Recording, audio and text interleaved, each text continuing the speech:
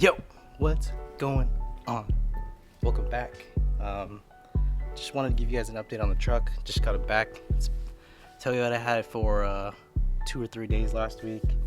They couldn't figure out where the vibration was coming from, so I took it back. They called in a specialist, and then a couple days ago I brought it back into Toyota so they could diagnose exactly where the vibration was coming from. I thought it was coming from here because it felt like it was coming from the passenger rear tire. It wasn't that, and then they thought it was the front right. It wasn't that. And the specialized Toyota tech put some vibration stuff on, whatever, I don't know what the device is called, but he found out it was coming from the roof rack. So I ended up doing a bunch of stuff trying to get the rack to stop vibrating.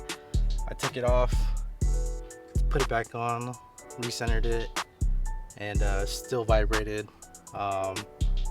Did a little bit more research. I contacted Uptop. They took a while to get back to me, but I figured it out before they got back to me, basically. And it was this front load bar right here, this one right here.